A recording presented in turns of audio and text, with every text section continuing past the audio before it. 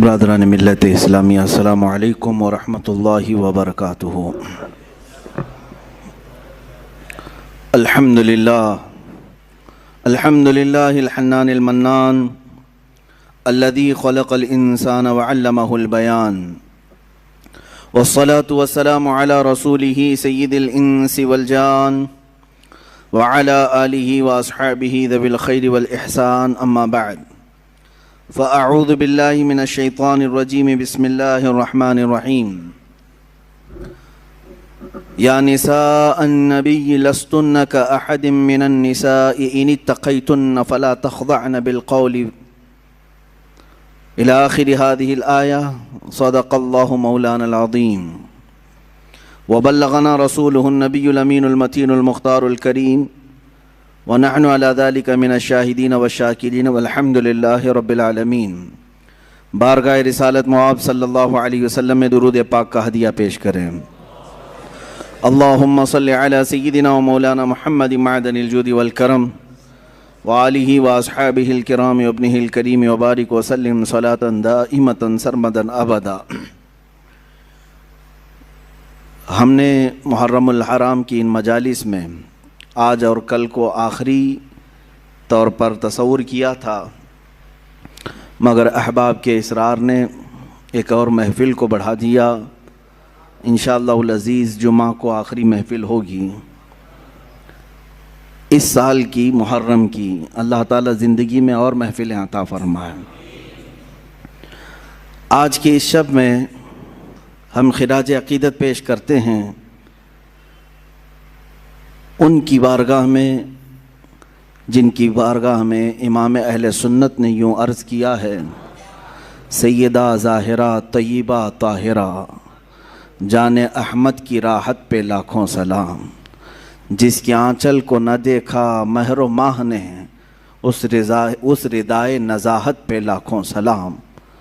ہماری مراد جگر گوشہ رسول پاک صلی اللہ تعالیٰ علیہ وسلم کی عزیز ترین لخت جگر سیدہ کائنات فاطمۃ الزہرا سلام اللہ علیہا رضی اللہ تعالیٰ عنہا۔ عزیزان گرامی، اقبال نے بہت اچھی بات کہی۔ حضرت مریم ایک نسبت سے، عیسیٰ علیہ السلام کی نسبت سے وہ عزیز ہیں اور معزز ہیں، اور سیدہ کائنات فاطمۃ الزہرا تین نسبتوں کے ذریعے سے ممتاز ہیں۔ ان کے ساتھ بڑی نسبت یہ ہے کہ وہ دختر رسول ہیں، ان کے ساتھ دوسری نسبت یہ ہے کہ وہ حیدر کرار کی زوجہ مطہرہ ہیں، ان کے ساتھ تیسری نسبت ہے کہ وہ حسنین کریمین کی ماں ہیں۔ میرے عزیزو، اور فضائل و مناقب کے اعتبار سے ان کی چوتھی فضیلت یہ ہے کہ میرے آقا نے انہیں جنتی خواتین کی سردار کہا ہے۔ اللہ تعالیٰ اس سیدہ کائنات فاطمۃ الزہرا رضی اللہ تعالیٰ عنہا کی بارگاہ کا توسل ہمیں عطا فرمائے، ان کا فیض ہمیں عطا فرمائے۔ اسلام میں خواتین کو ایک خصوصی جگہ دی گئی ہے۔ یہ آج واویلا مچانے والے بھی سنیں کہ جیسی ہی اسلام اور مسلمانوں کا نام آئے گا تو ایک شوشہ اٹھاتے ہیں ہر جگہ سے کہ یہ مسلمانوں پر یہ الزام لگانے میں بہت جلدی کرتے ہیں، پوری مغربی میڈیا اور یہاں کی آتنکی میڈیا بھی ہیں، کہ مسلمان عورتوں کو زور زبردستی کرتے ہیں، انہیں چار دیواری میں بند کر دیتے ہیں، انہیں پڑھائی سے محروم رکھتے ہیں، انہیں تعلیم سے دور رکھتے ہیں، اور نہ جانے کیا کیا شوشے چھوڑ کر کے۔ یہی تو باتیں ہیں جو عورتوں کو ابھارنے کے لیے اور انہیں بیوقوف بنانے کے لیے پیش کی جاتی ہیں۔ میں خواتین سے کہتا ہوں کہ تم ان کی باتیں سننے کی بجائے اپنی تاریخ کیوں نہیں پڑھ لیتی ہیں کہ کیا یہ جو آج بول رہے ہیں حقیقت میں ایسا ہی ہے؟ اگر ایسا حقیقت میں ہوتا تو کئی ہزار حدیثیں ماں عائشہ صدیقہ روایت نہیں کر رہی ہوتی، حدیث کی کتابوں میں ان کی روایت نہیں لی جاتی کہ علم اور یہ تعلیم سے ان کا کیا تعلق عورت کا۔ نہیں میرے عزیزوں، مکثرین صحابہ جنہوں نے کثرت سے حدیثیں روایت کی ہیں، اس میں حضرت عائشہ کا بھی مقام ہے، ان کا بھی مقام ہے۔ اسلام نے عورت کو ایک خصوصی جگہ عطا کی ہے. اس حدیث سے سمجھ میں آتا ہے کہ اللہ کے نبی صلی اللہ تعالیٰ علیہ وسلم نے ارشاد فرمایا دنیا میں 4 عورتیں بڑی عزت والی ہیں, سب سے عزت والی ہیں. 4 عورتوں کا تذکرہ کیا گیا ہے, وہ دنیا کی با کمال خواتین میں سے ہیں, جن میں سے پہلے نمبر پر حضرت سیدہ مریم, سیدہ بی بی مریم رضی اللہ تعالیٰ عنہا. دوسرے نمبر پر حضرت سیدہ آسیہ رضی اللہ تعالیٰ عنہا. تیسرے میں سیدہ خدیجۃ الکبریٰ رضی اللہ تعالیٰ عنہا. چوتھے میں سیدہ فاطمۃ الزہرا رضی اللہ تعالیٰ عنہا. یہ 4 عورتوں کا تذکرہ کیا گیا ہے اور کہا گیا کہ دنیا کی یہ با کمال خواتین معزز عورتوں میں سے ہیں, اللہ اور اس کے رسول کے نزدیک بھی. در حقیقت یہ 4 عورتوں کے نام نہیں, یہ 4 بڑے کردار بھی ہیں. ان عورتوں کے ساتھ ایک بڑا کردار ہے. اگر حضرت مریم کا تذکرہ آیا ہے حدیث میں کہ یہ با کمال ہیں, تو ساتھ میں ان کا کردار ہے وہ ایک عظیم ماں کی شکل میں آتی ہیں, وہ دنیا کی ایک عظیم ماں ہیں. اگر سیدہ خدیجۃ الکبریٰ کا نام آتا ہے ایک با کمال خواتین میں, تو وہ ایک بہت ہی شفیق اور مہربان بیوی کی شکل میں آتی ہیں, جنہوں نے ہر وقت رسول پاک صلی اللہ تعالیٰ علیہ وسلم کے ساتھ وفا کیا, اپنے شوہر کے لیے ساری قربانیاں دیں. حضرت فاطمۃ الزہرا کا نام جب آتا ہے تو وہ ایک عظیم باپ کی عظیم بیٹی ہونے کا کردار ادا کرتی ہیں. ان کے کرداروں پر بھی توجہ ہونی چاہیے. حضرت سیدہ آسیہ رضی اللہ تعالیٰ عنہ دنیا کی ایک عظیم خاتون کے کردار میں ہیں. ان عورتوں کے کردار کو جب ہماری بچیاں پڑھیں گی تو یہ مغربی پروپیگنڈے سے نہیں بہکاوے میں آئیں گی, گمراہ نہیں ہوں گی. میں آج تاریخ کے جھروکوں میں سے چند ضرور سیرتیں آپ کے سامنے عرض کروں گا, جس سے ہمارے آنے والی نسلوں کو اور خصوصیت کے ساتھ ہمارے گھر کی بچیوں کو ایک حوصلہ پیدا ہو کہ ہماری تاریخ روشن ہے خواتین اسلام سے بھی. جہاں ہم مردوں کے بڑے بڑے کارنامے ذکر کرتے ہیں, الحمدللہ اسلام میں خواتین کے بھی بڑے کارنامے ہیں جنہوں نے اسلام میں بہت بڑا حصہ لیا ہے. اسی لیے قرآن عظیم میں ایک آیت ایسی آئی ہے جس میں دونوں کا تذکرہ آیا ہے, مرد کا عورت کا, مرد کا عورت کا, ساتھ ساتھ میں اللہ نے فرمایا ان المسلمین والمسلمات والمؤمنین والمؤمنات والقانتین والقانتات والصادقین والصادقات والصابرین والصابرات والخاشعین والخاشعات والمتصدقین والمتصدقات والصائمین والصائمات والحافظین والحافظات والحافظین فروجہم والحافظات والذاکرین اللہ کثیرا والذاکرات اعد اللہ لہم مغفرتا واجرا عظیما. یہ ایک آیت ہے جس میں 10 قسم کے لوگوں کا ذکر آیا ہے, 10 قسم کے مرد اور 10 قسم کی عورتیں. ان کے لیے اللہ نے کیا وعدہ فرمایا ہے سنیں. اللہ فرماتا ہے بے شک مسلمان مرد اور مسلمان عورتیں ہیں, بے شک ایمان والے مرد, اسلام اور ایمان کو الگ بیان کیا گیا, مومن مرد اور مومنہ عورتیں ہیں, بے شک عبادت کرنے والا مرد, عبادت کرنے والی عورت, بے شک سچ بولنے والا مرد, سچ بولنے والی عورت, بے شک اللہ سے خوف کرنے والا مرد, اللہ سے خوف رکھنے والی عورت. اور اللہ تعالیٰ نے فرمایا اور جو تصدیق کرنے والا مرد اور تصدیق کرنے والی عورت, روزہ رکھنے والا مرد, روزہ رکھنے والی عورت, اپنی شرمگاہ کی حفاظت کرنے والا مرد, اپنے شرمگاہ کی حفاظت کرنے والی عورت, اللہ کا کثرت سے ذکر کرنے والا مرد, اللہ کا کثرت سے ذکر کرنے والی عورت.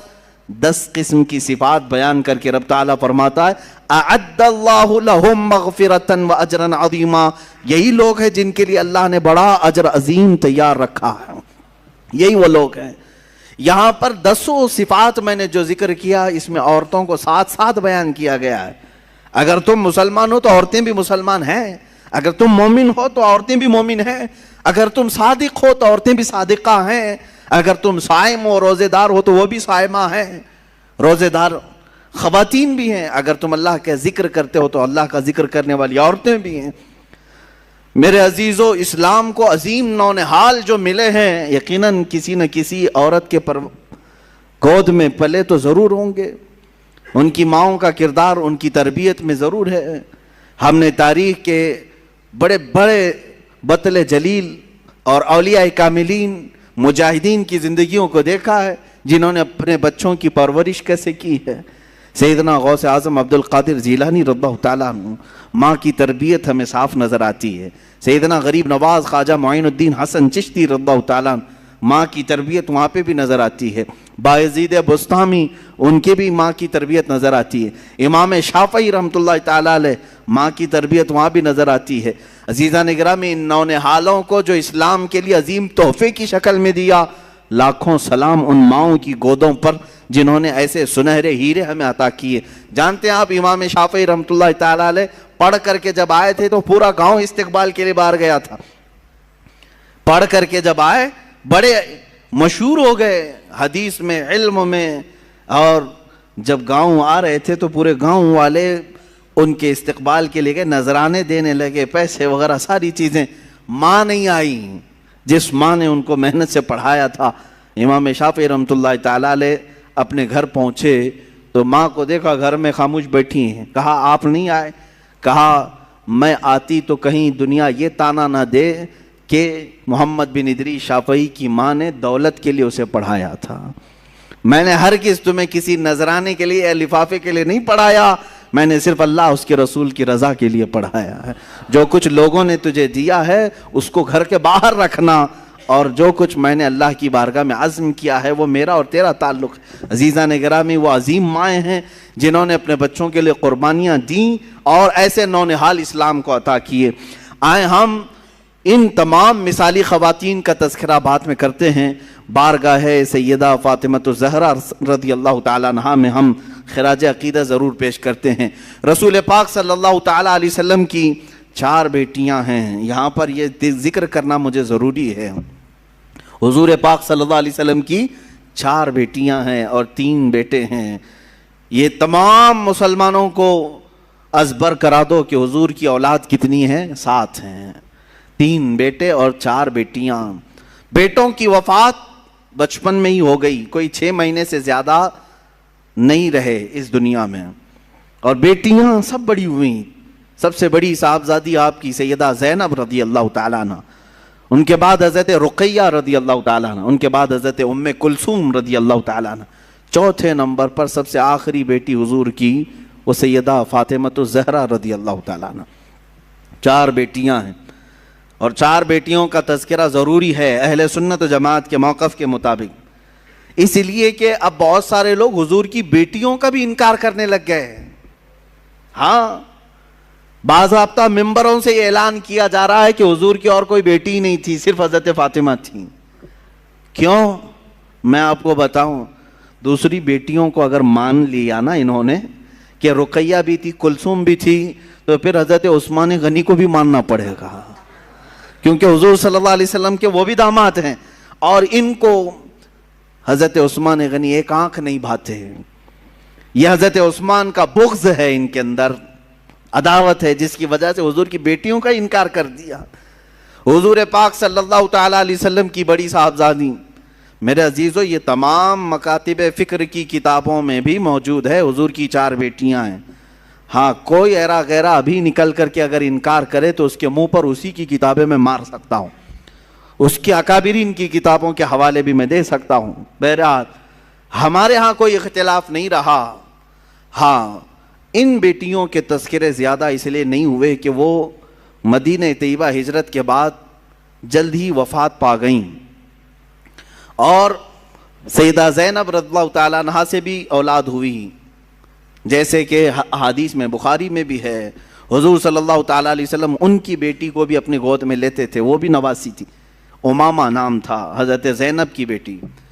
ان کا نکاح حضرت ابو العاص سے کیا گیا جو بعد میں اسلام لائے، اور حضرت رقیہ اور حضرت ام کلثوم مشہور ہیں، یہ حضرت عثمان غنی کے نکاح میں آئیں۔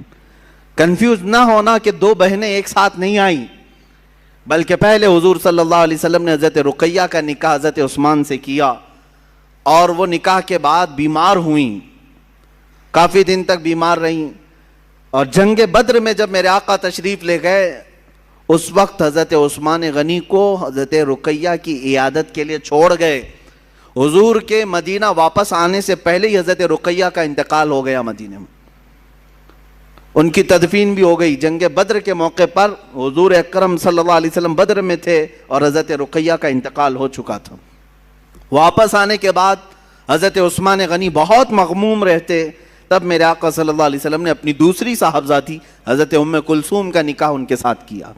حضرت ام کلثوم یہ بھی حضرت عثمان غنی کے ساتھ رہیں اور تقریباً 6-7 سال کے بعد ان کی بھی وفات ہوئی.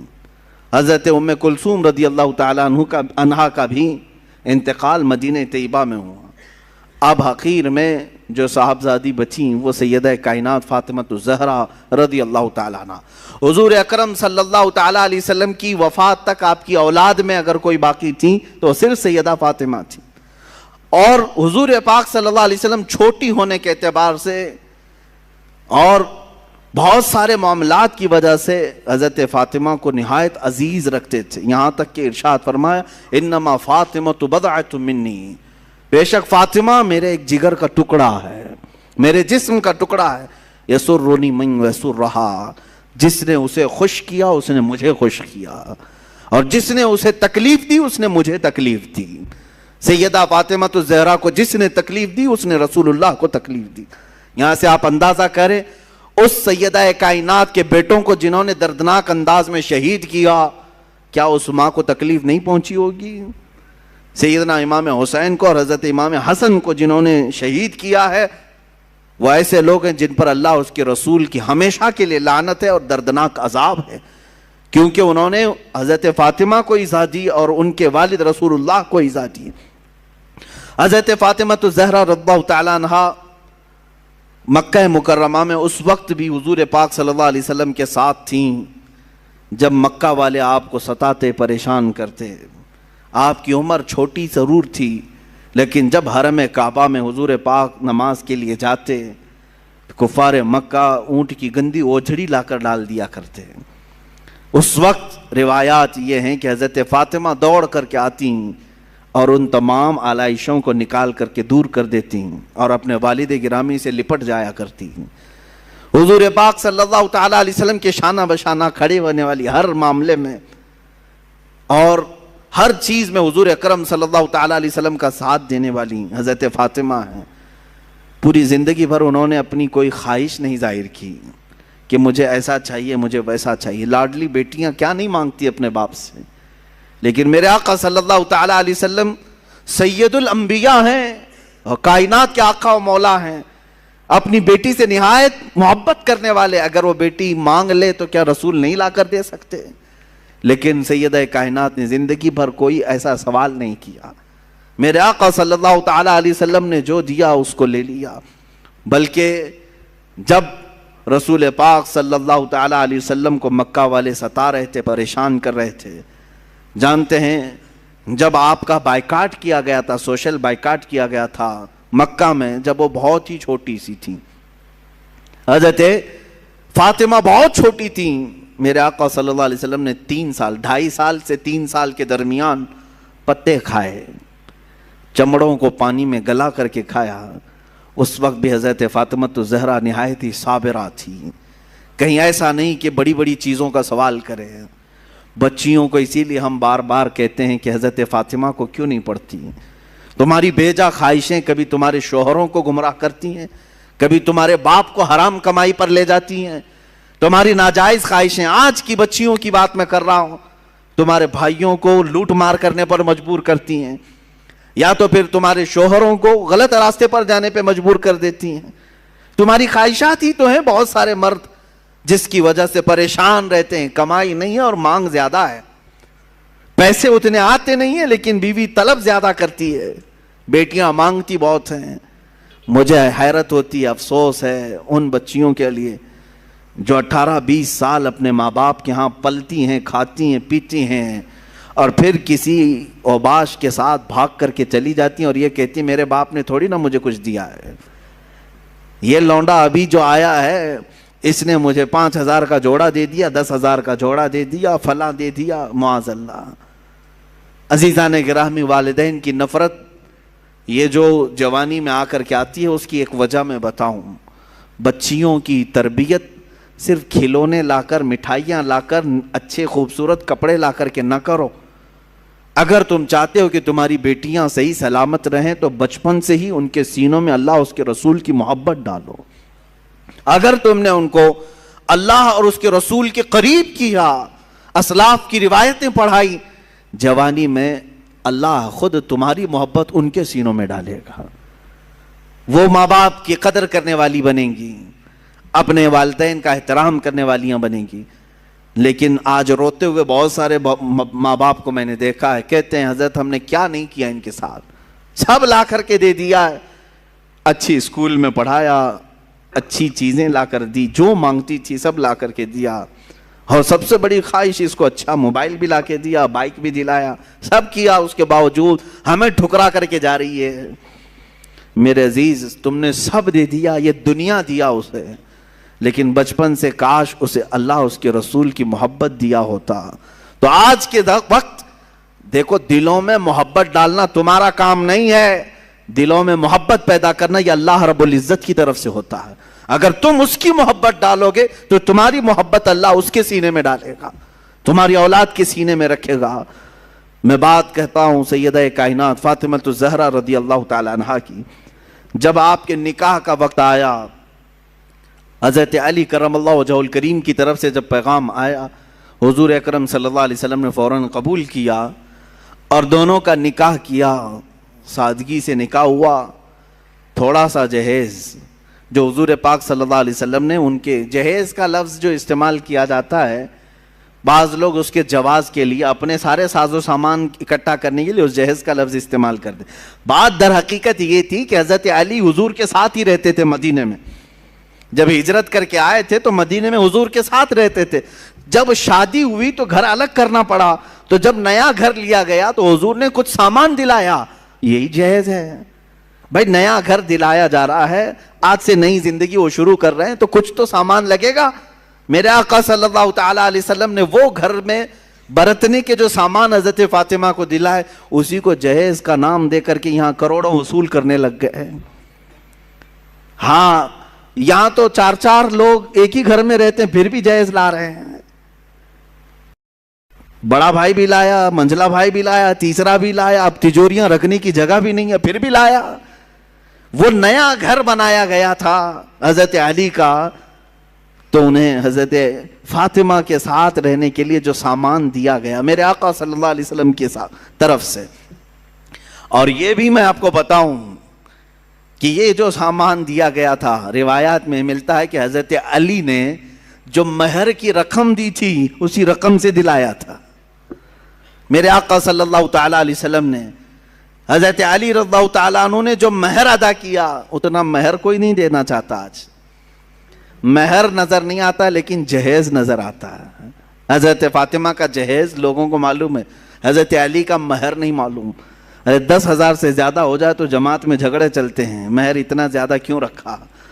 اور جوڑا 25,000 کا عورت کی طرف سے ضرور چاہیے.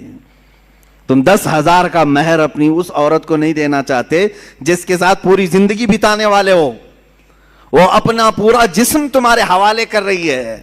10,000 کا مہر نہیں دینا چاہتے. 786 روپے رکھو مولانا، بس اتنا ہی کافی ہے. 786 روپے میں پوری اس کی 50 سال زندگی خرید رہے ہو. پتہ نہیں کتنی زندگی، 50 ہے، 25 ہے، 40 ہے، جو بھی ہے. میرے عزیزو، مہر جو ہے اس کا شرعی حق ہے جو اس کی پوری زندگی کے لیے تم دے رہے ہو. یہ نہیں کہ خالی ایک رات کا یہ معاوضہ ہے یا ایک شادی کے دن کا کوئی نذرانہ ہے، پوری زندگی کا اس کا حق ہے. آپ انصاف تو کر کے دیکھو آپ اس سے وصول کتنا رہے اور اسے دے کیا رہے. ہاں، شادی کے وقت جو تمہارے لیے اس کا باپ خرچہ کرتا ہے وہ پتہ نہیں کتنے لاکھوں میں چلا گیا. بہرحال میں اس عنوان پر نہیں جاتا. سیدہ کائنات فاطمہ الزہرا رضی اللہ تعالیٰ عنہ کی ایک بات مجھے یاد آتی ہے. حضور پاک صلی اللہ تعالیٰ علیہ وسلم ان کے پاس تشریف لائے. کہا فاطمہ تمہارا نکاح علی کے ساتھ کر رہا ہوں، منظور ہے؟ حضرت فاطمہ نے کہا بابا جان آپ جو فرمائیں منظور ہے. حضرت علی مہر کتنا دیں گے؟ حضور پاک صلی اللہ علیہ وسلم نے فرمایا 400 مسقال چاندی دیں گے. 400 مسقال چاندی. وہی زمانے کا حساب کیلکولیشن الگ ہوتا ہے. آپ کسی بھی دارالفتہ سے سوال کر کے پوچھ سکتے ہیں کہ اس وقت کیلکولیشن میں کتنا بیٹھتا ہے, اگر کسی کو شوق ہے تو. حضرت فاطمہ کا یہ مہر طے پایا, مہر مقرر بھی ہو گیا.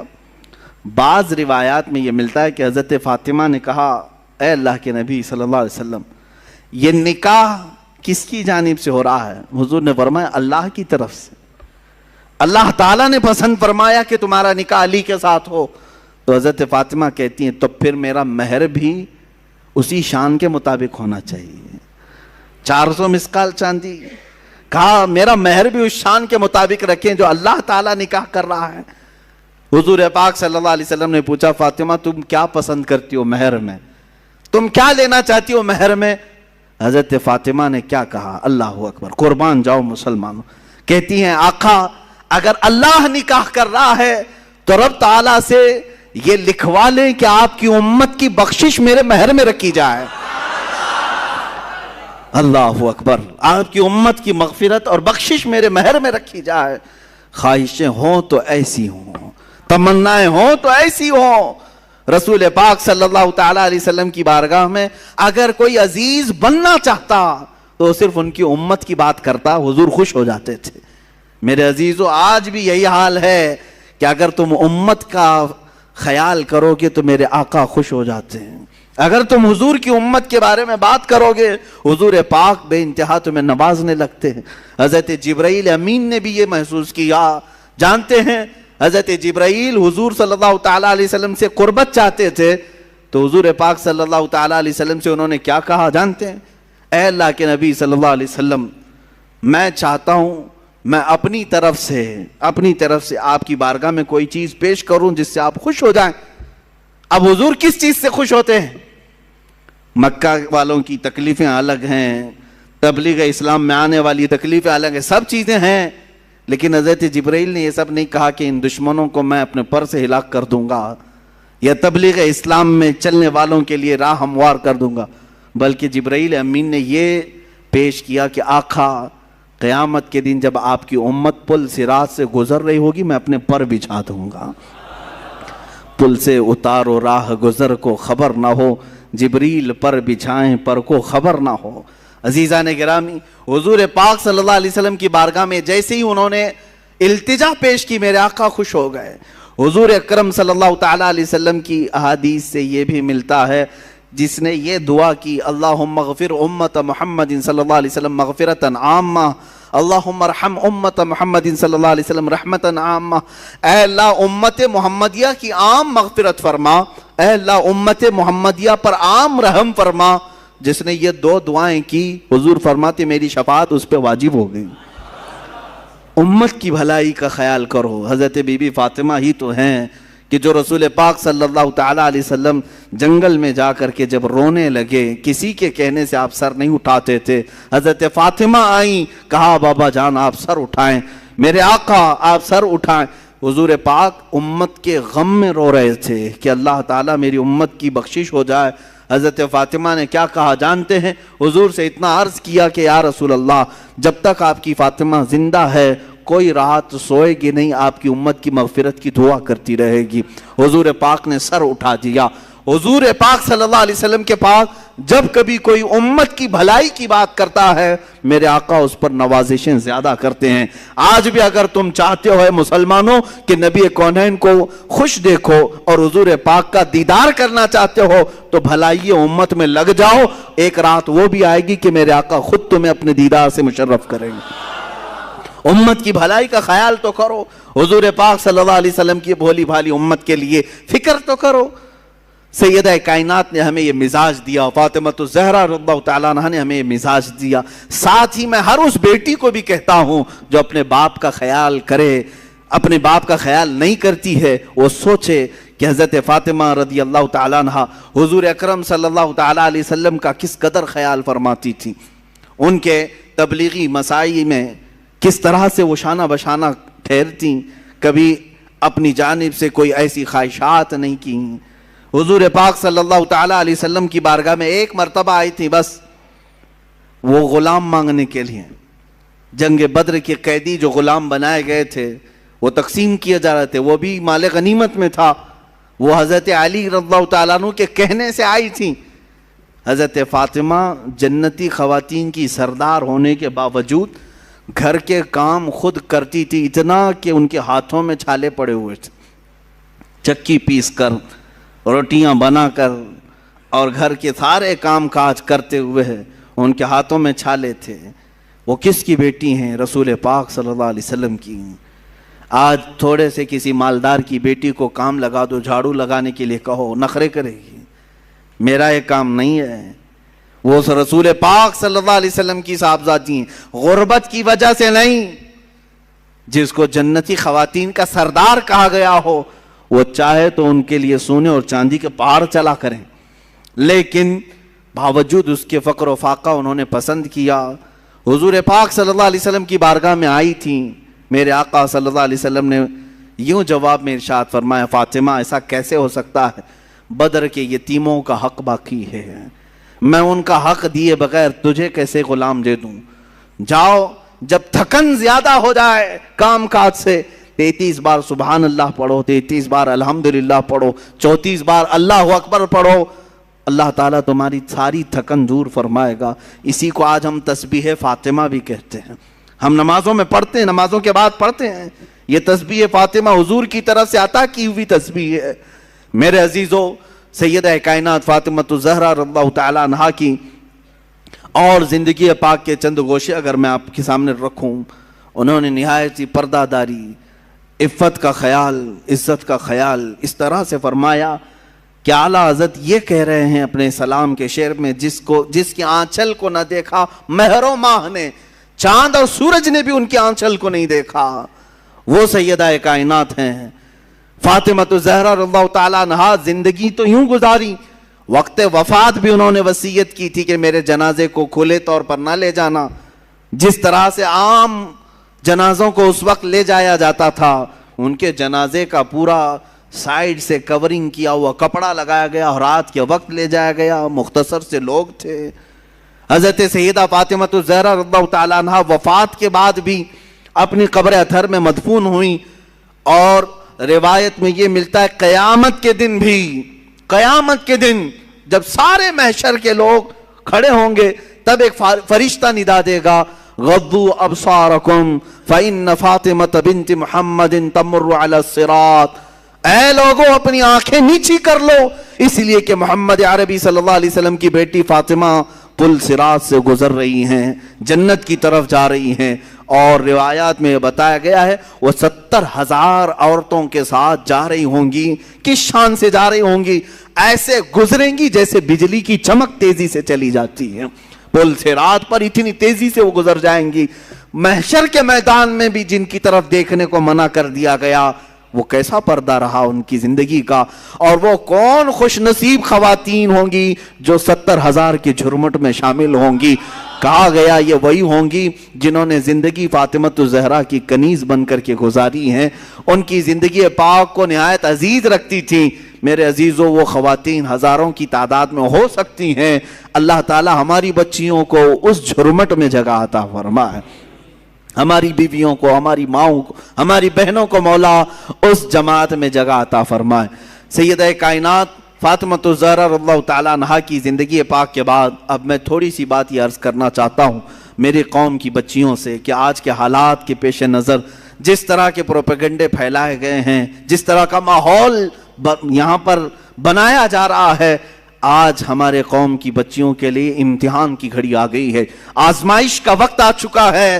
آج درندے دندناتے ہوئے تمہاری عزتوں کی طرف نوچ کھانے والی نگاہوں سے دیکھ رہے ہیں، منظم پلاننگ کی طرف اور منظم منصوبہ سازی کے ساتھ ہماری بچیوں کو اغوا کیا جا رہا ہے، اٹھا لے جایا جا رہا ہے اور انہیں اپنے ہاں لے جا کر کے بیاہ کیا جا رہا ہے۔ ان تمام چیزوں میں میں کہتا ہوں کچھ لڑکیاں بھولی بھالی ہوتی ہیں، صورت پر آ گئی اور شیطانی چال کو دیکھ کر کے فریفتہ ہو گئی۔ میں سمجھتا ہوں یہ انہی گھروں کی بچیاں ہیں جن کے گھروں میں کبھی فاطمہ الزہرا کا تذکرہ نہیں کیا جا رہا ہوگا، یا بچپن سے ان کی تربیت میں کوئی کوتاہی کی گئی ہوگی، ورنہ جس کے سینے میں محبت مصطفیٰ ہو، عشق مصطفیٰ ہو، اور ایک عظیم گھرانہ جس میں قرآن کی تلاوت ہو رہی ہو، احادیث کا درس ہو رہا ہو، وہاں کی بچیاں اس طرح کا قدم نہیں اٹھاتی۔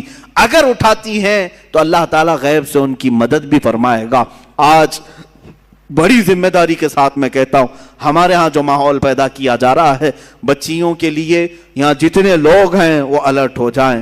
آج کچھ درندے یہ اعلان بھی کرنے لگ گئے، دیکھ رہے ہیں آپ، کھلے عام پوسٹر لگا رہے ہیں۔ اتر پردیش میں کچھ گنڈے اس طرح کی بھی بات کر رہے ہیں کہ ہم اس سال 2100 مسلمان لڑکیوں کو ہمارے ہاں بہو بنائیں گے، ہندو بنا کر کے لائیں گے اور اپنے حساب سے ان کی شادیاں رچائیں گے۔ یہ علل اعلان کیا جا رہا ہے۔ یہی بات اگر میں کہہ دوں تو پھر آتنکی ہو جاؤں گا۔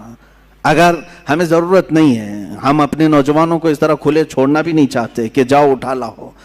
میرے عزیزو، ہم چاہتے بھی نہیں، ویسے بہت سارے نوجوان ہیں اسی کام پر لگے ہوئے رہتے ہیں۔ اسلام اس طرح کی تبلیغ نہیں کرتا کہ کسی کے باپ کے کسی کی بیٹی کو اغوا کر کے لے آئے اور زبردستی اپنے بستر کا اسے سامان بنائے۔ ہمارے ہاں یہ طریقہ نہیں ہے۔ ارے یہاں نکاح بھی ہوتا ہے تو پہلے قاضی عورت سے ہی پوچھ کے آتا ہے تو راضی ہے یا نہیں۔ بغیر رضا کے تو دولہے سے بھی نہیں پوچھا جاتا کہ قبول ہے کہ نہیں، پہلے تو خاتون سے ہی ہمارے ہاں پوچھنے کا رواج ہے، اور اگر اس کی رضا نہ ہو تو نکاح بھی نہیں۔ ہم زور زبردستی کے قائل ہی نہیں ہیں۔ کسی کو اغوا کر کے لے جانا، اٹھا کر کے لے جانا، زبردستی بہو بنانا، اگر یہ کام ہو رہا ہوتا تو پتہ نہیں سب صفایا بھی ہو چکا ہوتا۔ ایسا نہیں ہے میرے عزیزو۔ یہاں پر ان بچیوں کے لیے میں کہتا ہوں کہ کچھ ایسے حالات بنائے جائیں گے، شکل و صورت اس پر کبھی مت جانا۔ فرمایا گیا کہ ایک نوجوان کی شکل میں شیطان آتا ہے، ابلیس لعین ایک خوبصورت نوجوان کی شکل میں آتا ہے عورتوں کے پاس، اچھے بال، اچھا چہرہ، اچھے کپڑے، جو اپنی طرف موہ لے۔ تو لڑکیاں اگر شہوت کے ساتھ اس کی طرف دیکھنے لگ گئیں تو فرمایا گیا النظر سہم من سہام الشیطان، یہ آنکھ جو ہے شیطان کے تیروں میں سے ایک تیر ہے۔ نظر جو پڑتی ہے، شہوت کے ساتھ جو نظر گئی، شیطان وہاں تیر چلا دیتا ہے۔ جو نوجوان تمہیں بھاگ گیا، یہ ضروری نہیں کہ وہ انسان ہی ہے، وہ شیطان بھی ہوتا ہے۔ شیطان کوئی لمبے سینگ والا، بڑی پونچھ والا، پر والا نہیں ہے کہ ایسی شکل میں آئے گا تب تم ڈر کے بھاگو گی۔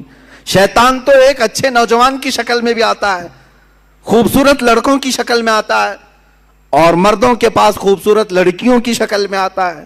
جب یہ بہک جاتے ہیں، گناہ کر لیتے ہیں، تب چلا جاتا ہے، بھاگ جاتا ہے، اچھے اچھے پرہیزگاروں کی شکل میں آ جاتا ہے اور تمہارے ایمان کا سودا کرنے لگ جاتا ہے۔ میرے عزیزو، بنی اسرائیل کی وہ حکایت مجھے یاد آتی ہے جس میں اس نے ایک بڑے عابد کا تقوی بھسم کر دیا۔ بہت بڑا عابد، نیک، اپنے صومعہ سے نکلتا نہیں تھا۔ صومعہ اس کو کہتے ہیں جہاں عبادت کرنے کی جگہ ہوتی تھی پہلے بنی اسرائیل میں، اس کے باہر وہ کبھی نہیں نکلتا تھا۔ 4 بھائی تھے، ایک بہن تھی قریب میں، وہ چاروں بھائی تجارت کے لیے جا رہے تھے، بہن اکیلی گھر میں تھی۔ کہا کس کے حوالے کر کے جائیں گے؟ تو اس عابد، اس پرہیزگار شخص کے پاس آئے چاروں بھائی، کہا ہم اپنی بہن کو چھوڑ جا رہے ہیں، آپ صرف خیال رکھنا، آپ نظر رکھنا۔ اس نے کہا ہاں ٹھیک ہے، وہ چلے گئے۔ نظر رکھنے والا عابد نکلتا نہیں تھا۔ ایک دن ایک بزرگ آئے، وہ بزرگ یہی ابلیس لعین ہے۔ آ کر کے اس نے دروازے پر کہا کہ تیرے بھروسے ایک نوجوان لڑکی کو چھوڑ گئے ہیں، وہ گھر میں بیچاری اکیلی پک رہی ہوتی ہے اور بہت زیادہ اکتا جاتی ہے، کبھی کبھار بات تو کر لو، سو خیریت تو پوچھو۔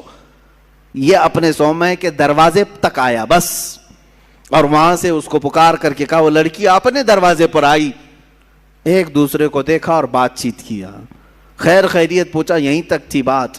لیکن شیطان یہیں سے اپنے کام شروع کرتا ہے۔ اس کے بعد دوسرے دن یہ عابد اور بات چیت شروع کر دیا۔ یہاں سے یہ سلسلہ اتنا بڑا کہ اس کے اندر عبادتوں کی جو طلب تھی وہ کم ہونے لگی۔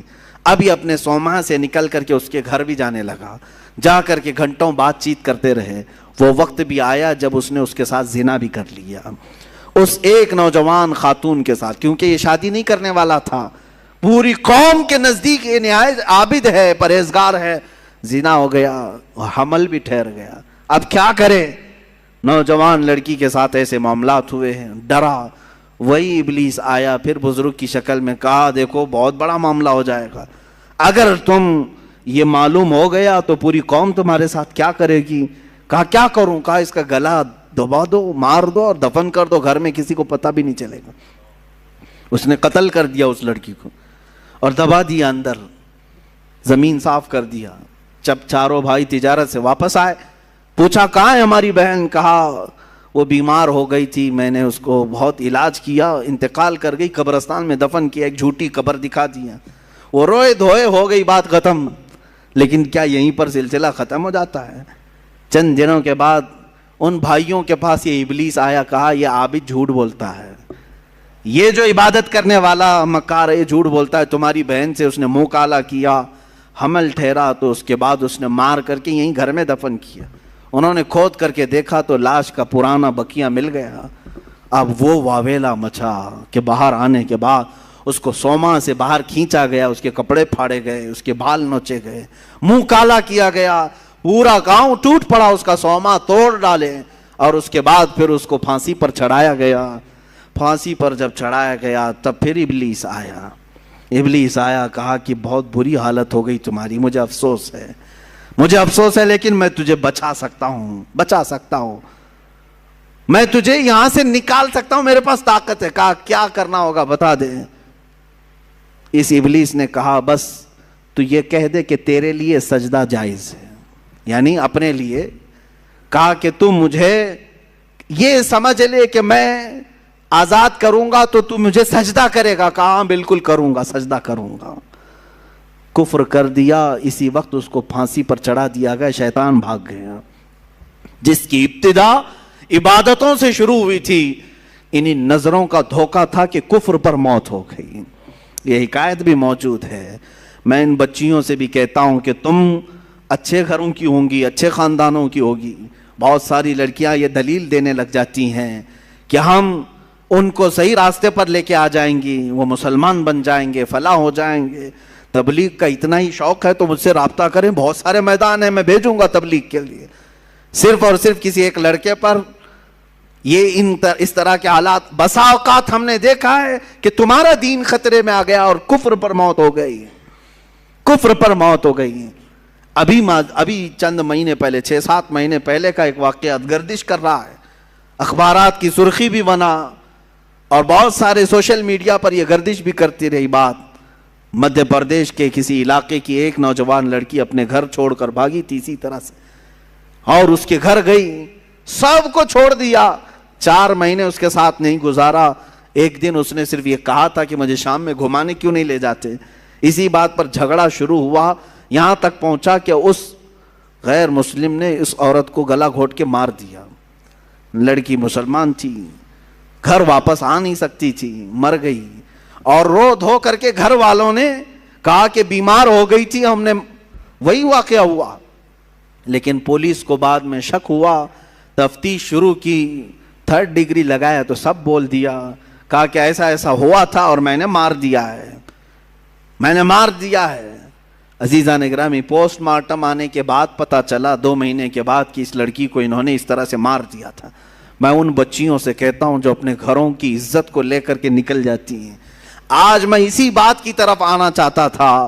آؤ تمہیں میں مثالی خواتین کی وہ زندگیاں بتاؤں جن کے اوپر مکہ والوں نے مظالم کے پہاڑ ڈھا دیے۔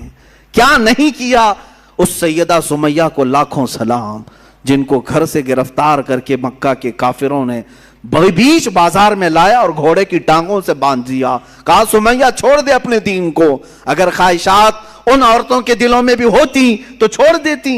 مکہ کے بڑے بڑے رئیس ان کو اپنانے کے لیے تیار تھے، بڑے بڑے پیسے والے اپنے لیے اپنے گھر کو ان کو بلانے کے لیے تیار تھے۔ سیدہ سمیہ اس وقت بھی احد احد کہتی رہی، میرا اللہ ایک ہے، میرا اللہ ایک ہے، اس کے علاوہ میں کسی بات کا اقرار نہیں کروں گی۔ ان کو اتنا مارا سیدہ سمیہ کو، ابو جہل خبیث مردود نے ان کی شرمگاہ پر نیزہ مار کر کے انہیں شہید کیا۔ تمہیں معلوم ہے پوری اسلام کی تاریخ اٹھا کر کے دیکھنا، اسلام میں سب سے پہلے شہید ہونے والی اگر کوئی ہے تو سیدہ سمیہ ہے۔ وہ عورت ہے جنہوں نے جان پیش کر دیا، دین نہیں دیا۔ دین نہیں بیچا. حضرت فقیہہ، حضرت نہدیہ، حضرت زنیرہ، یہ وہ صحابیات ہیں جو باندیاں تھیں یا غلام تھیں، لیکن بہت ماری گئی ہیں، بہت تکلیف اٹھائی گئی. اب تک تم حضرت بلال حبشی کا ہی سنتے رہے نا، حضرت خباب کا سنتے رہے، حضرت نہدیہ کا سنو، حضرت زنیرہ کا سنو، حضرت فقیہہ. ایک ایسی صحابیاں ہیں جن کو خود حضرت عمر مارتے تھے ایمان لانے سے پہلے، اتنا مارتے تھے کہ تھک جاتے تھے اور بیٹھ کر کے کہتے کہ میں تجھے اس لیے نہیں چھوڑا ہوں کہ تجھ پر رحم آ گیا، اس لیے چھوڑا ہوں کہ میں تھک گیا ہوں. حضرت فقیہہ اس وقت بھی کہتی عمر اگر تو ایمان نہیں لائے گا تو پھر تجھے ہر مار کے بدلے اللہ کی بارگاہ میں جواب دینا پڑے گا، اور اگر تو ایمان لے آتا ہے تو یہ مجھ پر جتنے مارا ہے سب معاف ہو جائیں گے. اس وقت کہتی تھی حضرت فقیہہ، کون عورت ہے جو مار کھانے کے بعد یہ کہے کہ تو ایمان لے آ جا؟ کون ہے؟ یہ ایک باندی تھی حضرت فقیہہ. حضرت زنیرہ ایک صحابی ایسی ہیں مکہ کی، انہوں نے حضور پاک صلی اللہ تعالی علیہ وسلم پر ایمان لانے کے بعد مکہ والوں نے اتنے تانے دیے ان کو، اتنے تانے دیے. ایک وقت ایسا بھی آیا کہ بیمار ہو کر کے ان کی آنکھیں چلی گئیں. اب تانے دینے والوں کو اور بڑا موقع ملا. پورے مکہ والے یہ کہنے لگے زنیرہ دیکھو، لات و حبل اور عزا جو ہمارے خدا ہیں، انہوں نے تجھے وہ کیا کہتے ہیں شناپ دے دیا. یہ لوگ کہتے ہیں شراب دے دیا، جس طرح سے بھی کہتے ہیں کہ بددعا لگ گئی ہمارے خداؤں کی تجھے، تیری آنکھیں چلی گئی. حضرت زنیرہ ٹس سے مس نہیں ہوئی، مسکراتی تھیں اور کہتی تھیں میری آنکھیں جس نے دیا تھا اس نے لیا، تمہارے خداؤں کو تو اپنے آس پاس کی بھی خبر نہیں ہوتی، ان کی خود کی آنکھیں نہیں دکھتی، وہ میری آنکھیں کیا لیں گے. دوسرے عورتیں بہت جلدی ان باتوں کی طرف آ جاتی ہیں، ارے کہیں ایسا تو نہیں ہے کہ حقیقت میں جو کہہ رہے ہیں کہ فلاں کی بددعا لگ گئی، اب شگن ہو گیا، فلاں ہو گیا. ان کی آنکھیں چلی گئی تھی تب بھی وہ ایمان پر قائم تھی. یہاں بچے رونے لگ جائیں، 3-4 دن ستانے لگ جائیں تو آ جاتے ہیں. کہا کہ حضرت ہم نے سنا ہے کہ اس کا نام کوئی سخت ہو گیا ہے، اس کی وجہ سے یہ ایسا ستا رہا ہے، پریشان کر رہا ہے. پوچھا نام کیا ہے؟ کہا حسین ہے. کوئی سخت نام ہے؟ وہ عورتیں بھی آئی جنہوں نے اپنی بچیوں کا نام زینب رکھا. کہا حضرت نام کا تو کچھ اثر نہیں ہو رہا ہے. معاذ اللہ رب العالمین، اسلامی نام رکھے ہو، انت وشواس کہاں سے تمہارے اندر آیا ہے؟ ہاں برے نام اگر رکھے ہو تو پھر بدلو، لیکن اسلامی نام اگر ہیں تو بیماریاں تو آتی جاتی رہتی ہیں. ناموں سے بیماری اگر آنی ہوتی، ناموں سے ہی جانی ہوتی تو شاید ساری دنیا والے ایک ہی نام رکھتے، آج ایک ہی نام رکھتے کہ ہاں جو صاف ستھرا ہو، جس نام سے کبھی بیماری نہیں آتی، سارے لوگ وہی نام رکھتے. ایسا نہیں ہے. یہ اس طرح کی اندھی عقیدتیں جو داخل کی گئی. حضرت زنیرہ اس صحابیہ سے ہمیں ملتا، آنکھیں چلی گئی تب بھی وہ ایمان پر اس طرح قائم تھی اور کہتی مجھے ایمان لانے کی وجہ سے آنکھیں نہیں گئی ہیں، تمہارے خداؤں کو آس پاس کا ہوش نہیں ہوتا، وہ میری آنکھیں کیا لیں گے. حضرت ام شریک ایک صحابیہ ایسی ہیں، مکہ والوں نے، ان کے خاندان والوں نے، ان کے ددیال ننیحال دونوں خاندانوں نے مل کر کے کیا کیا جانتے ہیں؟ حضرت ام شریک کو کڑی دھوپ میں کھڑا کیا، ایسی دھوپ میں کہ جو ریتیلی زمین ہے کھلے میدان میں ان کو کھڑا کرتے، اور اگر وہ آگے بڑھتی تو کوڑے سے مارتے، اسی میدان میں کھڑا کرتے. کتنی دیر؟ گھنٹہ 2 گھنٹہ نہیں، 3 دن تک کھڑا رکھا. بھوک اور پیاس کی شدت کی وجہ سے ان کی آنکھیں باہر آنے لگ گئی تھی. حضرت ام شریک یہ بھی صحابیاں ہیں. اس کڑی دھوپ میں، آج مکہ کی دھوپ جانتے ہیں آپ 50 ڈگری کے اوپر جاتی ہیں، 50 ڈگری کے اوپر، شاید آپ 35-40 ڈگری میں ہی پریشان ہو جاتے ہیں. 50 ڈگری سے اوپر کی دھوپ برداشت کرتی ہوئی گرم ریت پہ کھڑی رہی 3 دن تک. 3 دن کے بعد وہ کہنے لگے کہ تو اپنے خدا کو چھوڑ دے، چھوڑ دے. حالت ایسی ہو گئی تھی کہ کانوں میں آواز تک نہیں آ رہی تھی. میں نے روایت پڑھا، آنکھیں بھیگ گئی. حضرت ام شریک پوچھنے لگی کیا کہہ رہے ہیں؟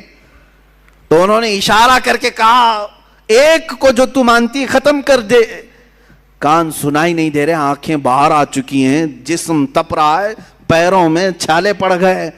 تب وہ پکار کر کے کہتی اللہ احد، اللہ احد، اللہ ایک ہی ہے، ایک ہی ہے، کوڑے مار مار کر کے ان کو زخمی کر دیا تھا، حضرت ام شریک رضی اللہ تعالیٰ عنہا کو.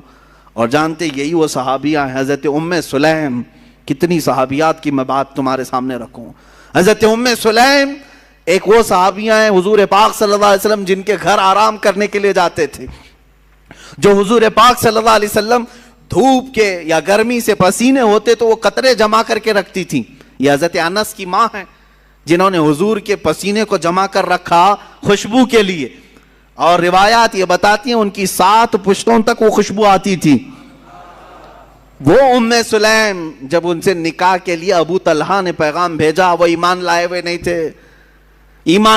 تھی. آج کے حالات کے مطابق میں عرض کر رہا ہوں، ام سلیم کیا کہتی ہیں؟ ابو طلحہ کو بہت پسند کرتی تھی، خوبصورت تھے ابو طلحہ، بہت ہی کڑیل جوان بھی، اور ام سلیم ان کو پسند کرتی تھی. نکاح ہو جائے، سامنے سے ابو طلحہ آئے، ام سلیم نکاح کر لیتے ہیں ہم. ام سلیم نے کہا میری پسند اپنی جگہ پر، تم خوبصورت ہو اپنی جگہ پر، تم کڑیل جوان ہو اپنی جگہ پر، مگر میرا ایمان میرے ساتھ ہے. کیا ایسا ہو سکتا ہے کہ میں اللہ کو ایک مانتی ہوں، محمد صلی اللہ علیہ وسلم کو اللہ کا رسول مانتی ہوں، میرا تمہارے سے نکاح کیسے ہو سکتا ہے؟ اگر تم ایمان نہیں لائے تو ہماری زندگی میں کبھی ملاپ نہیں ہو سکتا. حضرت ام سلیم کی دعوت پر حضرت ابو طلحہ ایمان لائے، اور ایمان لائے تو صرف نکاح کے لیے نہیں لائے، حضور کے جانثار بن گئے اور عشرہ مبشرہ صحابہ میں داخل ہوئے. خواتین کا یہ بھی کردار ہے عزیزان گرامی. وہ ایسے نہیں کہ پسند آ گیا جوان تو گھر سے بھاگ کر نکل پڑی، چاہے کہیں پر بھی جا کر کے شادی رچانا پڑے.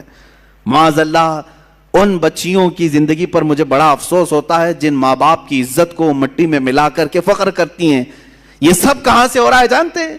یہ سب اسی ٹیلی ویژن سے، انٹرنیٹ سے اور سیریلوں سے. آج پوری دنیا ملا کر کے ایسی چیزیں دکھانا چاہ رہی ہے.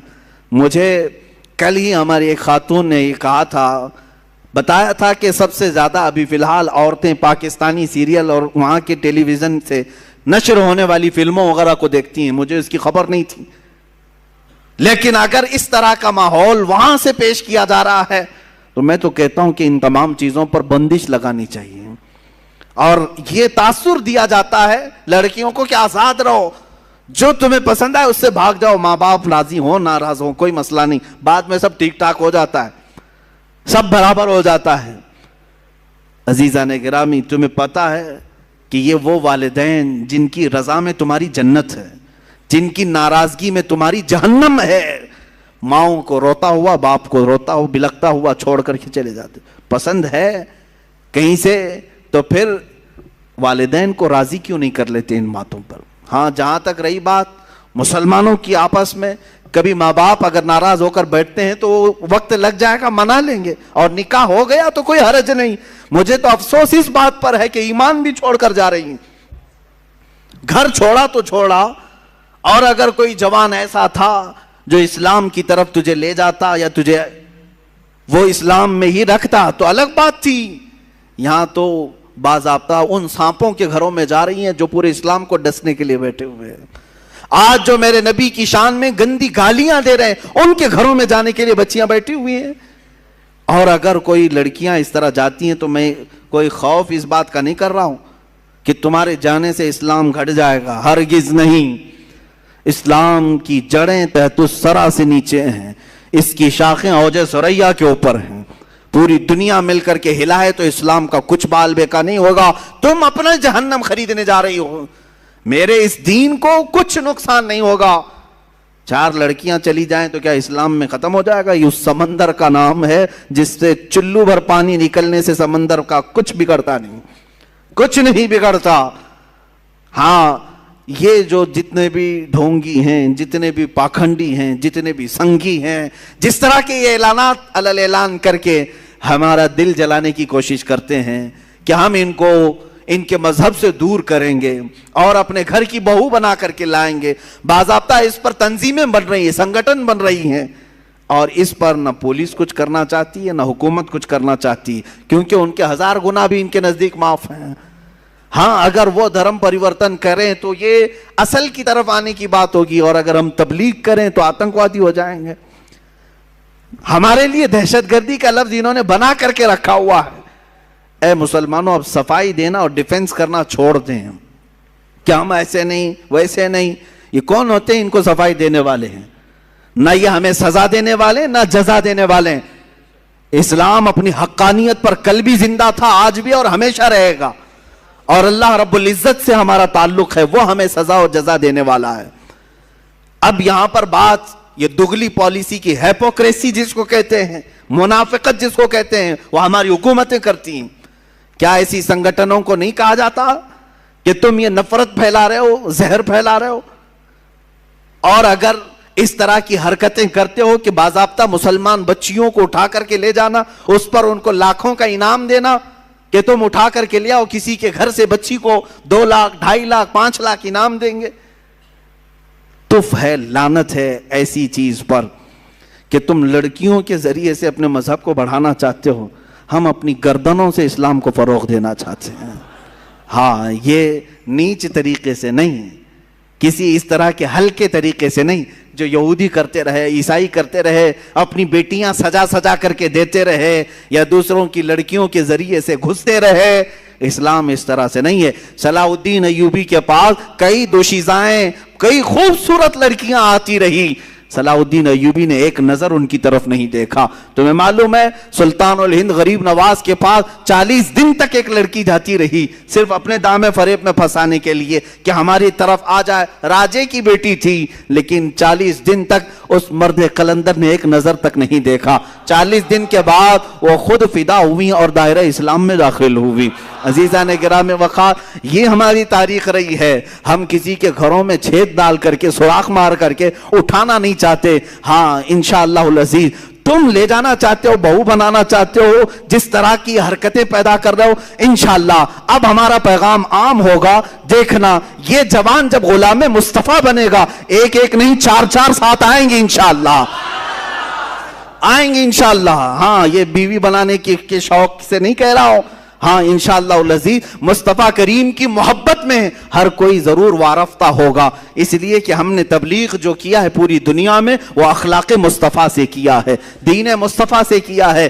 کل ہی میں نے وہ افغانستان کی ایک خاتون کے متعلق، افغان کی نہیں ہے، وہ انگلینڈ کی خاتون ہے، اس نے اپنا بیان نشر کیا ہے کہ وہاں کے کچھ مسلمانوں کا جو رویہ میرے ساتھ تھا، اور اس نے پورا حجاب پہن کر کے اپنا ایک انٹرویو دیا ہے۔ یہ جھوٹا پروپیگنڈا تھا جو پھیلایا جا رہا تھا، عصمت دری کرتے ہیں، عزت لوٹتے ہیں، مگر میری عزت کی اگر کسی نے وہاں پر حفاظت کی ہے تو یہ جوان مسلمان ہی تھے جنہوں نے میری طرف کسی کو بڑھنے نہیں دیا۔ آج سے 8 سال پہلے قریب امریکہ کی ایک رپورٹر نے بھی یہ کہا تھا، ایک وقت تھا جب نیٹو افواج میرے اوپر حملہ کر رہی تھی، وہ درندے جو برسوں سے اپنے گھروں سے باہر ہیں، وہ لوگ مجھے تنہا پا کر کے، ایک اخباری نمائندہ رپورٹر تھی، کہہ رہے ہیں کہ وہ مجھ پر حملہ کر کے بیٹھے تھے، لے جانے والے تھے، لیکن 2 چند نوجوان ایسے آئے کہ مجھے چھڑا لیا۔ شام کا وقت تھا، لیکن میں نے ان کے چہرے دیکھے، یہ جوان ہیں، مسلمان ہیں، اور ڈر گئی۔ ہمارے فوجی تو لے جاتے، ایک رات کے بعد چھوڑ دیتے، یہ تو آتنکوادی ہیں، یہ دہشت گرد ہیں،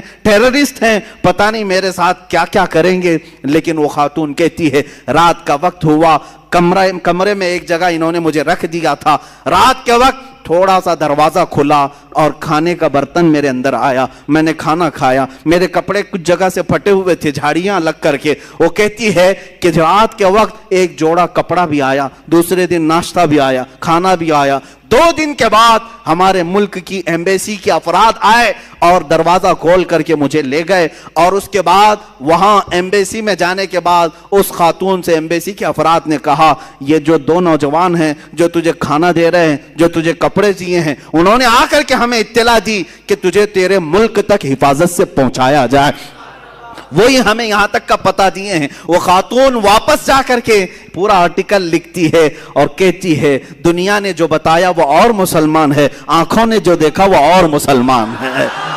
नौजवानों, आज भी तुम अखलाक मुस्तफ़ा से लोगों को कायल कर सकते हो, उनको अपना गर्विदा बना सकते हो। सिद्दीक़ अकबर के ज़माने में वो यहूदी औरत जिसने ख़त लिख करके अमीरुल मोमिनीन से कहा था, मैं मदीने में रहना नहीं चाहती, मैं यमन जाना चाहती हूँ, मेरे घर वाले रिश्तेदार सब वहाँ हैं। खलीफा अव्वल सिद्दीक़ अकबर ने 2 जवानों को उस औरत के साथ कर दिया, ले जाओ इसे यमन तक छोड़ आओ। उसको ऊँटनी पर बिठाया, वो 2 जवान लेकर के निकलते थे। वो खातून कहती है, जगह जगह चौकियां आती थी, चेकिंग पॉइंट आते थे, लोग पूछते थे कहां से आ रहे हो, कहां जा रहे हो। ये 2 जवान जवाब देते, खलीफा इस्लाम सिद्दीक़ अकबर की मेहमान है, मुल्क यमन जा रही हैं। तो फौरन चौकी खोल दी जाती, कोई ऊंट के ऊपर नजर तक नहीं उठाता था। पूरे यमन पहुंच गई। वो कहती है खातून यहूदी औरत कि पूरे सफर साथ रहने वाले 2 जवानों ने सर उठाकर मेरी तरफ देखा नहीं। पहुंची वहां पर तो अपने पूरे खानदान वालों को बुलाया और सब रिश्तेदारों को जमा करके कहती है, ऐ मेरे अजीजों, तुम्हारी वजह से मैं मदीना छोड़ करके आई, अब तुम सब के सब गवाह हो जाओ, मैं इस्लाम लाती हूं, मदीना वापस जाती हूं। मुझे मेरी इज्जत की हिफाजत वहीं पर नजर आती है। जिस दरबार के ये गुलाम हैं वो मेरी इज्जत के असल मुहाफिज हैं। अजीजान किरामी, इस्लाम में पलने वाला जवान दूसरों की इज्जतों पर डाका नहीं डालता, दूसरों की बहनों की इज्जतें नहीं लूटता। तुम अपने हरकत से आज ये दिखा रहे हो कि तुम्हें आतंकवादी संगठनों ने पाला है, तुम्हें तुम्हारे पंडितों ने यही चीज सिखाया है कि किसी के भी घर की बेटी उठा ले जाओ। आओ हम अपने मेंबर से अपने हर बच्चे को कहते हैं, तुम्हारे घरों की बेटियां जिस तरह इज्जत की हैं, इसी तरह दूसरे मजहब की बेटियों की भी ख्याल रखो, उनकी तरफ भी तुम्हारी नजर ना उठाया जाए। आज तक आपने किसी आलिम से सुना, किसी मेंबर से सुना कि हमने आपको कहा है जाओ ले आओ, 2 लाख दे देंगे, 5 लाख दे देंगे? हम तो यहां मना करते हैं। क्या तुम्हारे पास कमी है खवातीन इस्लाम की? तुम्हारे घरों में तुम्हारे बच्चों की मां बने तो वो औरत बने जिसने काल अल्लाह और काल रसूल कहा है, मोहब्बत मुस्तफ़ा के नगमे सुनाए हैं। कभी बच्चों को सुलाए तो फातिमा के नगमे सुलाए। अजीजान गिरामी, हम अपने जवानों को तरबियत इस तरह की नहीं देते कि उठा लाओ, भगा लाओ, ले जाओ। यहां संगठनें बन रही हैं। तुम अपने किरदार से यह बताना चाह रहे हो, पूरी दुनिया देख रही है कि तुम जिस तरह की परवरिश पाए हो, सिर्फ लूट मार, कत्ल गारत। मेरे अजीजों, ये हालात जो आज बने, मैं आपको बताता हूं क्यों। अल्लाह ताला पूरी दुनिया को ये दिखाना चाहता है कि ये इस्लाम पर उंगली उठाते हैं। वो पाखंडी घर में बैठ करके या गुफे में बैठ करके ये भौंकते हैं कि मदीने के ये मुसलमान बलात्कार थे, लूट मार करते थे, औरतों का कारोबार करते थे, औरतों को ले जाया करते थे। ये सारी चीजें तुम अपने यहां बैठ करके बता रहे थे, लेकिन अल्लाह ने यह साबित करके दिखाया, अब घरों से उठाने वाले तुम्हारी कौम से हैं, लूट मार करने वाले तुम्हारे जवान हैं, औरतों को भगा ले जाने वाले तुम्हारे जवान हैं। दुनिया अब समझ जाएगी तुम बोलते हो इस्लाम पर, और अल्लाह ने ये सारे किरदार तुम्हारे घरों के कोनों से निकाल कर दिखाया। हकीकत में इस्लाम औरतों की इज्जतों की हिफाजत के लिए आया है। जिस वक्त औरतों को बाजार में बेचा जा रहा था, मेरे आका ने औरतों की इज्जत यहां तक बढ़ाई, कहा जिस घर में बेटी पैदा हो उसी दिन रिज़्क़ के 10 दरवाजे खोल दिए जाते हैं। मेरे आका ने फरमाया, जिसने 2 बच्चियों की हिफाजत की, परवरिश की और अच्छी जगह निकाह करके दे दिया, वो मेरे आका फरमाते हैं उस पर जन्नत वाजिब हो गई, उस पर जन्नत वाजिब हो गई। बशारत तुम्हें बेटियों पर दी गई, बीवियों को खिलाने में सदके का सवाब, माँ के कदमों के नीचे जन्नत। अल्लाह अल्लाह, ये सब औरतों के लिए किसने बताए, किसने बताए? अरे यहां हमारे इसी मुल्क में औरत बेवा हो जाए तो इसको चिता के साथ आग में जला दिया जाता। बेवा औरतों को आप शगुन मान करके अपनी महफिलों में नहीं लाया जाता। आज तक ये रिवायात मौजूद हैं। आज तक ऐसी विधवाओं के बहुत सारे ऐसे इलाके बने हुए हैं जहां औरतों को छोड़ दिया जाता है। मेरे अजीजों, दुनिया में वो वाहिद शख्सियत है मेरे आका की जात, जिसने एक औरत हजरत आयशा कुंवारी, उसके अलावा जितने निकाह किए सब बेवाओं से किए। ये बताने के लिए कि बेवा घर से निकाली जाने वाली औरत नहीं, बल्कि घर में हो तो उसके जरिए से अल्लाह दुआएं कबूल करता है। औरतों को इज्जत बख्शा है, औरतों को इज्जत बख्शा है। मैं अपनी बच्चियों को आज ये बातें इसलिए सुना रहा हूं कि तुम्हारी तारीख अंधेरे में नहीं है, तुम्हारी तारीख सियाह नहीं है, रोशन है। इस्लाम में अजीम खवातीन मौजूद हैं, किरदार के भी, अमल के भी। अब मैं आपको वो भी बातें बताऊं जिन्होंने इस्लाम में ये मशक्क़तें तो उठाई, लेकिन जंगों में भी वो शरीक रही हैं। हज़रत उम्मे अमारा रज़ी अल्लाह ताला अन्हा جنگ خندق میں حصہ لیتی ہیں، جنگ احد میں حصہ لیتی ہیں، یہاں تک کہ ان کے متعلق 7 غزوات میں حضور کے ساتھ گئیں۔ کئی صحابیاں، آپ پوچھیں گے عورتوں پر کہاں جہاد؟ کہا نہیں تھا، لیکن کس لیے جاتی تھی؟ 700 فوجی، 1000 فوجی اسلام کے ہیں، سب کا کھانا تنہا بنا کر کے کھلاتی تھی۔ حضرت ام سلیت ایک صحابیہ ہیں، حضرت عمر فاروق کے پاس ایک چادر آئی تو وہ تقسیم کرنے کی چادر تھی، لوگوں نے کہا آپ اپنی بیوی اور اپنی بیٹی کو دے دیں، حضرت عمر نے کہا نا، یہ ام سلیت کو میں دوں گا چادر۔ کہا کیوں؟ کہا وہ جنگ خندق میں اور کئی غزوات میں مشق بھر بھر کر کے مجاہدین کو پانی پلایا کرتی تھی۔ ایسی صحابیاں حضرت اسماء بنت عمیس رضی اللہ تعالیٰ عنہ، جنگ یرموک میں، جنگ قادسیہ میں، جنہوں نے جھوپڑیوں کی چوب اٹھا کر، لکڑیاں اٹھا کر کے رومیوں پر ایسا حملہ آور ہوئی تھی کہ وہ جنگ جو فتح ہوئی ان خواتین کی وجہ سے ہوئی۔ حضرت صفیہ مدینہ طیبہ کی حفاظت پر تنہا ایسی بہادری کا کردار ادا کر رہی۔ یہودی داخل ہوئے تھے عورتوں کے درمیان، انہوں نے خود اپنا نیزہ اٹھا کر کے سر قلم کر دیا۔ وہ مثالی خواتین ہیں، وہ دبک کر کے بیٹھنے والی نہیں، بلکہ ایک صحابی حضرت خنسا رضی اللہ تعالیٰ، کافی میں نے صحابیات کا ذکر کیا، ان کی برکتیں اللہ ہماری بچیوں کو عطا کرے۔ حضرت خنسا ایک وہ صحابیاں ہیں جو جنگ قادسیہ میں پہنچی، ان کے 4 جوان بیٹے تھے۔ یہ مشہور شاعرہ ہیں عرب کی، یہ ایمان لانے سے پہلے جب شعر و شاعری کرتی تھی، مرثیہ پڑھنے کا ایک طریقہ تھا عرب میں، جب کوئی مر جاتا تو اس کے تعریفیں کر کر کے لوگوں کو رلاتے تھے، مرثیہ کر اس کو کہتے ہیں۔ تو یہ مرثیہ پڑھنے میں مشہور تھی خنسا۔ ان کے بھائی اور اس کے رشتہ دار انتقال کیے تھے زمانہ جاہلیت میں، تو مشہور ہے حضرت خنسا نے 2 سال تک عرب والوں کو رلایا اشعار میں، ایسے ایسے اشعار لکھتی تھی کہ لوگ رونے لگ جاتے تھے، اور ایمان لائی۔ 4 بیٹوں کو لے کر کے حضرت عمر فاروق کے زمانے میں جنگ قادسیہ میں پہنچ گئی۔ رات کے وقت اپنے پرانے اشعار پڑھنے لگی، لیکن اب بدل گئے تھے اشعار۔ اپنے بیٹوں کو کہتی تھی تمہاری ماں نے کبھی بدکاری نہیں کی، تمہارے باپ نے کبھی خیانت نہیں کی، اے جوانوں اگر تم دین مصطفیٰ کے کام آ گئے تو خنسا کا سر بلند ہوگا۔ وہ رات بھر اشعار پڑھتی رہی، صبح جب اٹھے جنگ شروع ہوئی، وہ بڑی گھمسان کی جنگ تھی۔ شام سے پہلے لوگوں نے آ کر کے بتایا حضرت خنسا کو کہ تمہارے 4 بیٹے شہید ہو گئے، 1 نہیں 2 نہیں 3 4، اور سب میں یہ خبر پھیل گئی کہ اب حضرت خنسا کیسے کیسے اشعار بیان کریں گی۔ بھائی کے مرنے پر 2 سال عرب کو رلایا تھا، 4 بیٹے مرے، اب کیا کہے گی؟ سب آ کر کے جب پوچھتے ہیں کہ خنسا 4 بیٹوں کی لاش پر تم کیا مرثیہ پڑھو گی، سب کو جمع کرتی ہیں اور کہتی ہیں میرے غم پر اور مرثیہ پر اشعار سننا چاہتے ہو، سنو۔ ہر بیٹے پر میں کہتی ہوں انا للہ و انا الیہ راجعون۔ اب اسلام میں آ چکی، ایمان لائی ہوں، بے شک ہم اللہ کے لیے اور اللہ ہی کی طرف لوٹنے والے ہیں۔ 4 بچے جوان دے کر کے بھی وہ جو ثابت قدم رہی۔ عزیزان گرامی، ان خواتین پر لاکھوں سلام، ان کی تربتوں پر کروڑوں سلام۔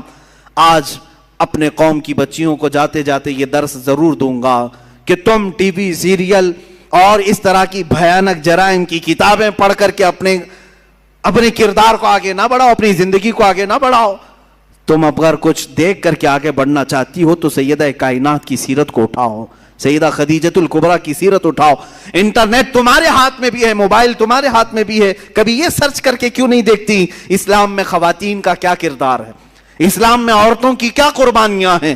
یہ بھی تو ذرا پڑھو، تمہارے جذبے جوان ہوں گے، اور تمہارے جذبے جس وقت جوان ہوں گے یقیناً تمہاری گودوں سے بھی حسین و حسن کے غلام پیدا ہوں گے۔ عورتوں کے ذریعے سے انقلاب آ سکتا ہے، اور ہم نے دیکھا ہے عورتیں جب بیدار ہوتی ہیں تو حکومت کی چوبیں ہلا دیتی ہیں۔ ہاں، ان عورتوں پر لعنت جو اپنے گھروں سے نکل کر کے بازاروں اور سڑکوں میں آ کر کے بینر لے کر کھڑی ہو گئی، ہمارے پڑوسی ملک میں ہمارا جسم ہماری مرضی، ہمارا جسم ہماری مرضی، یہ بینر لے کر کے گھوم رہی ہیں۔ تو لعنت ہے، تم صرف اپنا کردار نہیں بتا رہی، بلکہ جس گھروں سے یہ آئی ہیں عورتیں، ان کے ماں باپ پر بھی دنیا لعنت کرے گی۔ کیسی بچیاں تم نے جنم دی، تم اسلام پر ہو، ایمان پر ہو، اور اس طرح کا بینر اٹھائی کیسے؟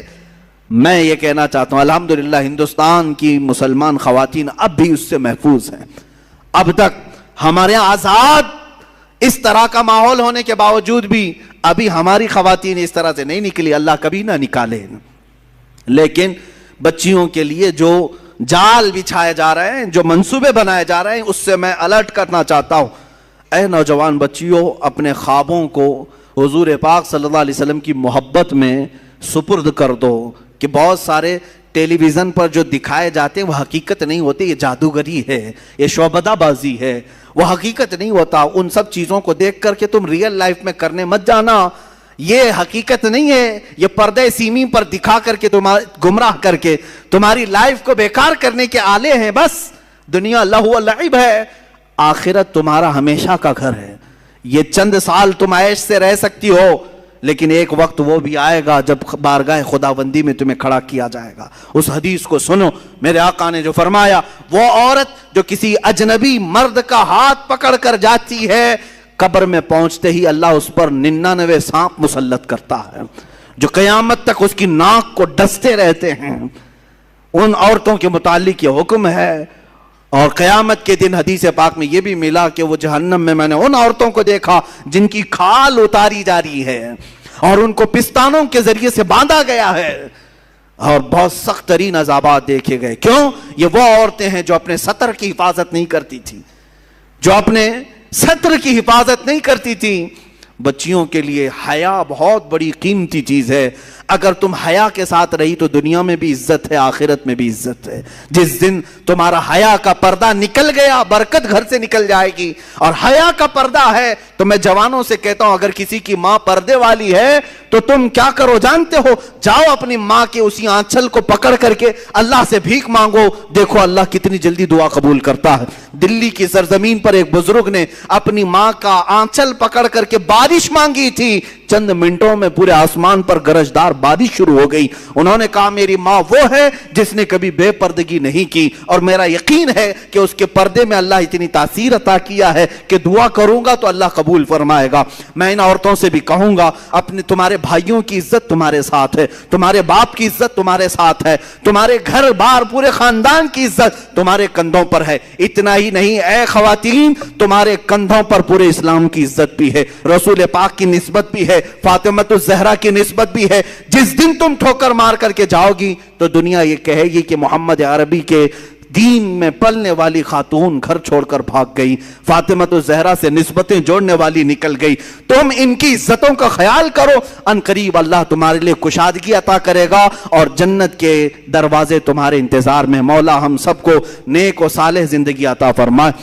ہمارے گھروں کی بچیوں کو سیدہ کائنات فاطمہ الزہرا کا کردار عطا فرمائے, ان کے جھرمٹ میں جگہ عطا فرمائے. وآخر دعوانا ان الحمدللہ رب العالمین.